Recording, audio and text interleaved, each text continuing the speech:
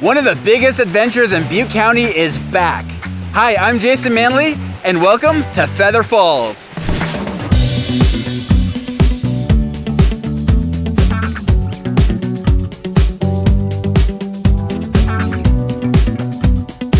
Road trip to Feather Falls. We're on Lumpkin Road right now going over Lake Oroville at the Enterprise Bridge.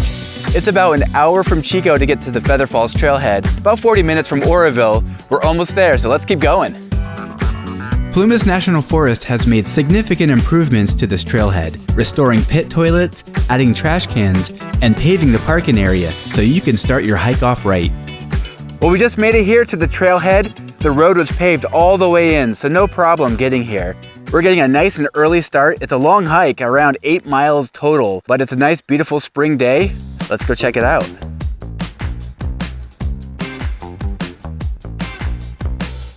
This is a really popular trail. It's actually a national recreational trail here in the Plumas National Forest. As you can tell, it's pretty sunny here. After the fire, there's a lot less canopy cover here, so there's not gonna be much shade on this hike. I brought my water filter here just in case I need extra water. If you're gonna be hiking here on the Feather Falls Trail when it's warm out, you gotta make sure you start early, bring lots of water, and some days it might just be too hot here to hike this because it's gonna be almost full sun the entire way. It's already pretty cool, let's keep going. This trail is most approachable in the spring and fall and can also be enjoyed in the winter in between storms. Summer conditions, however, can be extremely hot. Be sure to check the forecast ahead of time and come prepared with plenty of water and proper sun protection. Coming down the beginning of this trail, we get these big views into the wild and scenic middle fork of the Feather River, and you can see Bald Rock Dome right across the way. We actually did an adventure right underneath that dome last year. So a couple thousand feet in, there's gonna be a fork in the trail, and we're gonna take the lower fork on the way there, and we're gonna come back on the upper side. So essentially, we're doing a big loop. It's gonna be about 8 miles total, 3.5 miles on the bottom half. It's gonna be shorter, but a little steeper. And on the way back, a little bit longer, but less strenuous. This is such a cool spot. We have our best view yet of Bald Rock Dome. And right here on these rocks, we're at a granary site. It's where these grinding stones are, where Native Americans would come and gather and prepare food. This is a great view to do it. You have these different grinding stone areas on this rock, over on these rocks, so it's a great place to come learn about how folks have been visiting this area for thousands of years.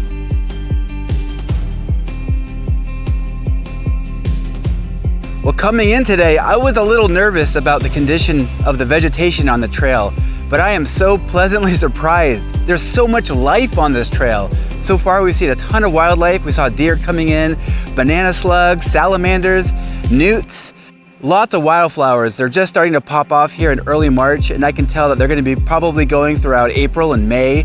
It's a really beautiful trail right now. It's recovering very nicely.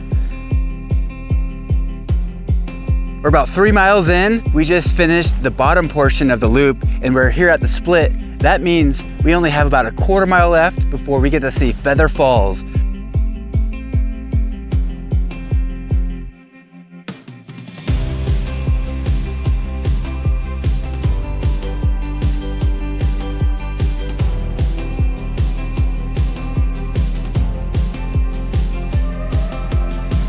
Wow, Feather Falls, it's as beautiful as ever. It's going really good right now in March. 410 feet straight down. Not only is it amazing to look at, I mean, you can almost feel it. It's so powerful right now. You can definitely hear it. There's this big loud roar while you're up here at this overlook. The Forest Service reconstructed this beautiful overlook here, so it's a great place to have a picnic, chill out, relax, and just have fun looking at this beautiful waterfall.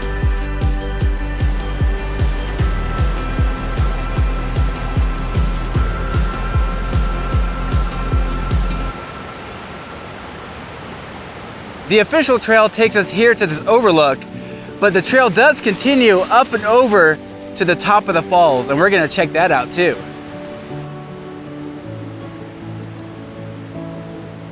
So this is Fall Creek, which turns into Feather Falls as it plunges down towards the Feather River.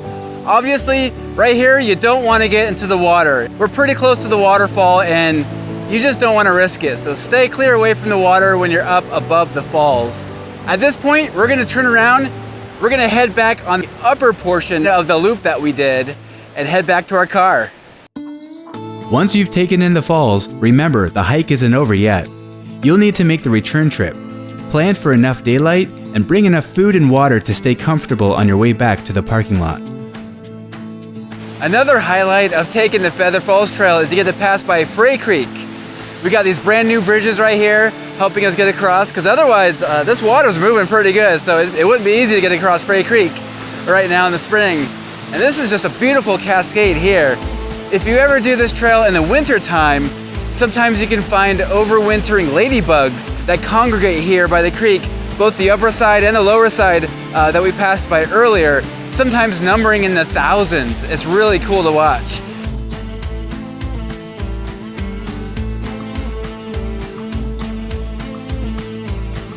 We made it back to the trailhead. It was a good hike. All in all, it was pretty strenuous.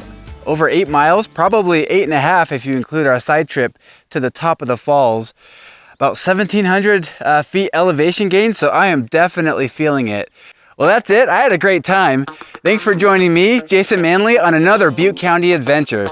There are a lot of great places like this all around Butte County, so keep on exploring.